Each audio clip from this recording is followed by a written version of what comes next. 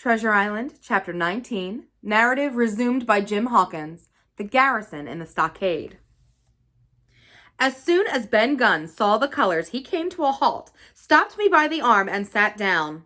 "Now," said he, "there's your friends, sure enough." "Far more likely it's the mutineers," I answered. "That," he cried. "Why, in a place like this where nobody puts in but gentlemen of fortune, Silver would fly the Jolly Roger, you don't make no doubt of that. No, that's your friends. There's been blows, too, and I reckon your friends has had the best of it. And here they are ashore in the old stockade, as was made years and years ago by Flint. Ah, he was the man to have a headpiece, so was Flint. Barring rum, his match were never seen. He were afraid of none, not he, only Silver. Silver was that genteel." "Well," said I, "that may be so, and so be it. All the more reason that I should hurry on and join my friends."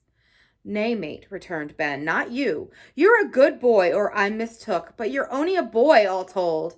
Now, Ben Gunn is fly. Rum wouldn't bring me there where you're going, not rum wouldn't, till I see you're born gentleman, and gets it on his word of honor. And you won't forget my words. A precious sight, that's what you'll say, a precious sight more confidence," and then nips him. And he pinched me the third time with the same air of cleverness. "And when Ben Gunn is wanted, you know where to find him, Jim, just where you found him today. And him that comes is to have a white thing in his hand, and he's to come alone. Oh, and you'll say this, Ben Gunn, says you, has reasons of his own." "Well," said I believe I understand. You have something to propose, and you wish to see the squire or the doctor, and you're to be found where I found you. Is that all?" "And when," says you, he added. "Why, from about noon observation to about 6 bells. "Good," said I, "and now may I go?" "You won't forget," he inquired anxiously. "Precious sight and reasons of his own," says you. "Reasons of his own, that's the mainstay, as between man and man." Well then, still holding me, "I reckon you can go, Jim. And Jim, if you was to see Silver, you wouldn't go for to sell Ben Gunn. Wild horses wouldn't draw it from you." "No," says you, "and if them pirates camp ashore, Jim, what would you say but there'd be widders in the morning?" Here he was interrupted by a loud report, and a cannonball came tearing through the trees and pitched in the sand not 100 yards from where we two were talking. The next moment each of us had taken to his heels in a different direction. For a good hour to come, frequent reports shook the island, and balls kept crashing through the woods. I moved from hiding place to hiding place, always pursued, or so it seemed to me, by these terrifying missiles.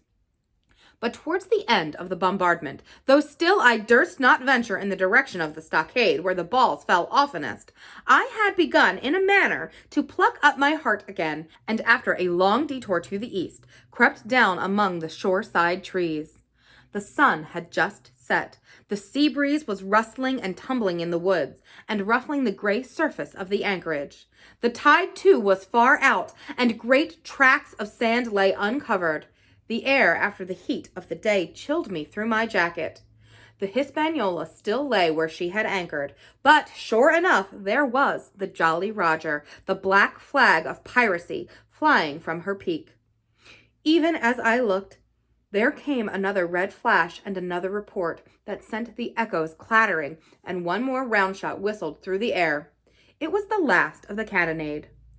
I lay for some time watching the bustle which succeeded the attack. Men were demolishing something with axes on the beach near the stockade, the poor jolly boat I afterwards discovered. Away near the mouth of the river, a great fire was glowing among the trees, and between that point and the ship, one of the gigs kept coming and going, the men whom I had seen so gloomy shouting at the oars like children. But there was a sound in their voices which suggested rum. At length, I thought I might return toward the stockade. I was pretty far down on the low, sandy spit that encloses the anchorage to the east, and is joined at half water to Skeleton Island. And now, as I rose to my feet, I saw some distance further down the spit, and rising from among low bushes, an isolated rock, pretty high, and peculiarly white in color. It occurred to me that this might be the white rock of which Ben Gunn had spoken, and that some day or other a boat might be wanted, and I should know where to look for one. Then I skirted among the woods until I had regained the rear or shoreward side of the stockade, and was soon warmly welcomed by the faithful party. I had soon told my story and began to look about me. The log house was made of unsquared trunks of pine, roof, walls, and floor. The latter stood in several places as much as a foot or a foot and a half above the surface of the sand. There was a porch at the door, and under this porch the little spring welled up into an artificial basin of a rather odd kind. No other than a great ship's kettle of iron with the bottom knocked out and sunk to her bearings, as the captain said, among the sand. Little had been left inside the framework of the house, but in one corner there was a stone slab laid down by way of hearth, and an old rusty iron basket to contain the fire. The slopes of the knoll and all the inside of the stockade had been cleared of timber to build the house, and we could see by the stumps what a fine and lofty grove had been destroyed. Most of the soil had been washed away or buried in a drift after the removal of the trees. Only where the streamlet ran down from the kettle, a thick bed of moss and some ferns and little creeping bushes were still green among the sand. Very close around the stockade, too close for defense, they said. The wood still flourished high and dense, all of fir on the land side, but towards the sea with a large admixture of live oaks. The cold evening breeze of which I have spoken whistled through every chink of the rude building and sprinkled the floor with continual rain of fine sand. There was sand in our eyes, sand in our teeth, sand in our suppers, sand dancing in the spring at the bottom of the kettle, for all the world like porridge beginning to boil. Our chimney was a square hole in the roof. It was but a little part of the smoke that found its way out, and the rest eddied about the house and kept us coughing and pipping at the eye. Add to this that Gray, the new man, had his face tied up in a bandage for a cut he had got in breaking away from the mutineers, and that poor old Tom Redruth, still unburied, lay along the wall, stiff and dark under the Union Jack. If we had been allowed to sit idle, we should have all fallen in the blues, but Captain Smollett was never the man for that. All hands were called up before him, and he divided us into watches. The doctor and Gray and I for one, the squire, Hunter, and Joyce upon the other. Tired as we all were, 2 were sent out for firewood. 2 more were set to dig a grave for Redruth. The doctor was named cook. I was put sentry at the door, and the captain himself went from one to another, keeping up our spirits and lending a hand wherever it was wanted. From time to time the doctor came to the door for a little air and to rest his eyes, which were almost smoked out of his head, and whenever he did so he had a word for me. "That man Smollett," he said once, "is a better man than I am, and when I say that it means a deal, Jim." Another time he came and was silent for a while. Then he put his head on one side and looked at me. "Is this Ben Gunn a man?" he asked. "I do not know, sir," said I. "I am not very sure whether he's sane." "If there's any doubt about the matter, he is," returned the doctor. "A man who has been 3 years biting his nails on a desert island, Jim, can't expect to appear as sane as you or me. It doesn't lie in human nature. Was it cheese you said he had a fancy for?" "Yes, sir, cheese," I answered. "Well, Jim," says he, "just see the goods that comes of being dainty in your food. You've seen my snuff box, haven't you? And you never saw me take snuff. The reason being that in my snuff box I carry a piece of Parmesan cheese, a cheese made in Italy, very nutritious.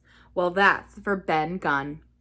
Before supper was eaten, we buried old Tom in the sand and stood round him for a while bareheaded in the breeze.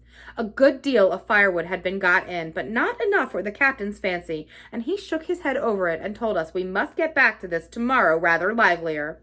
Then, when we had eaten our pork and each had a good stiff glass of brandy grog, the 3 chiefs got together in a corner to discuss our prospects.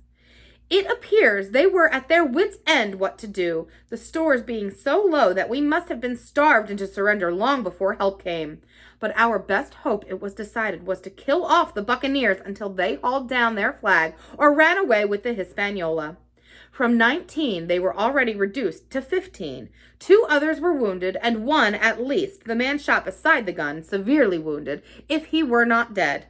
Every time we had a crack at them, we were to take it, saving our own lives with the extremest care. And besides that, we had 2 able allies, rum and the climate. As for the first, though we were about half a mile away, we could hear them roaring and singing late into the night. And as for the second, the doctor staked his wig that, camped where they were in the marsh and unprovided with remedies, the half of them would soon be on their backs before a week. So he added, if we are not all shot down first, they'll be glad to be packing in the schooner. It's always a ship, and they can get to buccaneering again, I suppose. First ship that I ever lost, said Captain Smollett. I was dead tired, as you may fancy, and when I got to sleep, which was not till after a great deal of tossing, I slept like a log of wood. The rest had long been up, and had already breakfasted and increased the pile of firewood by about half as much again, when I was awakened by a bustle and the sound of voices. Flag of truce, I heard someone say, and then immediately after, with a cry of surprise, Silver himself. And at that, up I jumped, and rubbing my eyes, ran to a loophole in the wall.